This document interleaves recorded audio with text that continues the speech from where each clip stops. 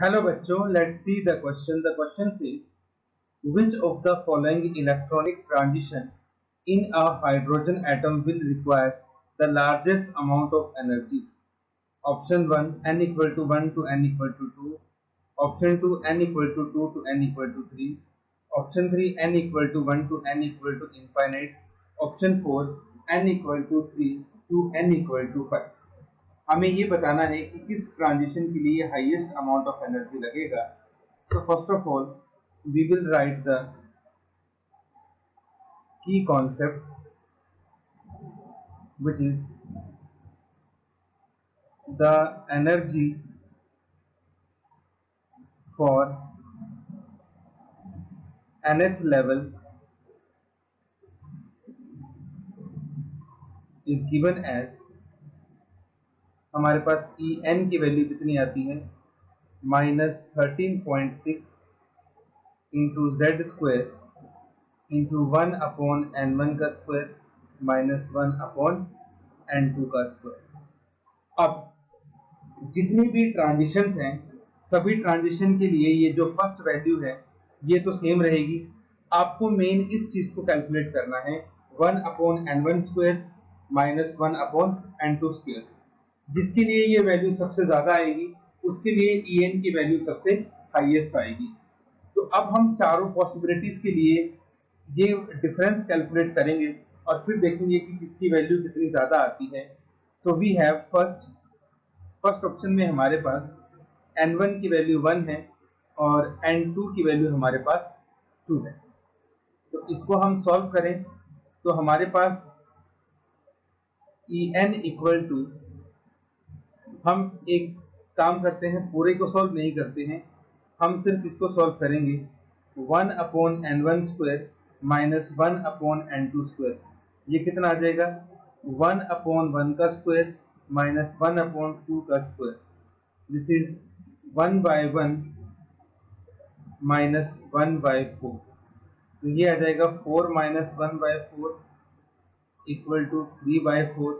तो ये आपकी लगभग आ जाएगी 0.75 के इक्वल वैल्यू. तो ये हमारे पास फर्स्ट ऑप्शन आ गया इसमें.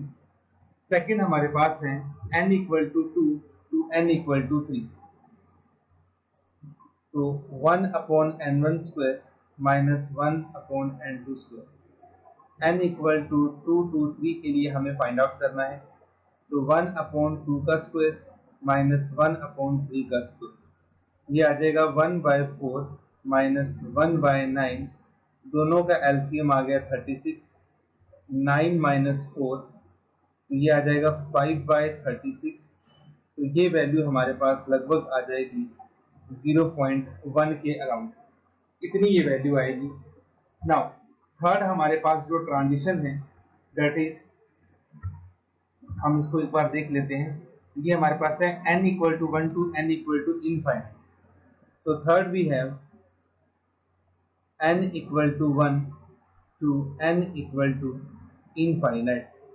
So 1 upon n1 square minus 1 upon n2 square, it is equal to 1 upon 1 का square minus 1 upon infinite का square.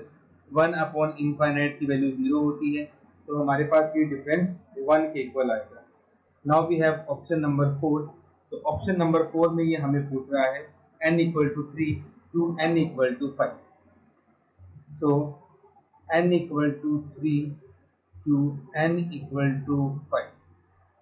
So 1 upon n1 square minus 1 upon n2 square, it is equal to 1 upon 3 का square 9 minus 1 upon 5 का square 25.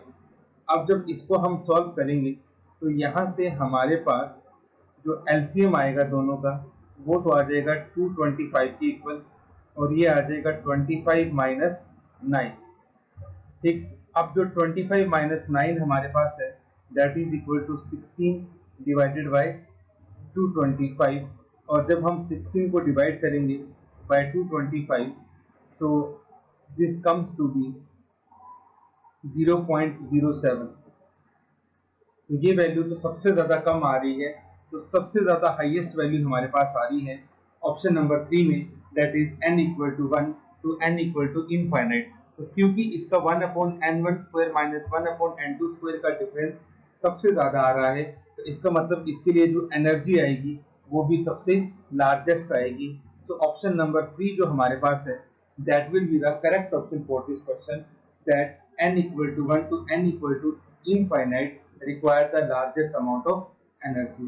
Key concept is energy of nth level is given by En equal to minus 13.6 into z square 1 upon n1 square minus 1 upon n2 square. Hope you understand it well. Best of luck.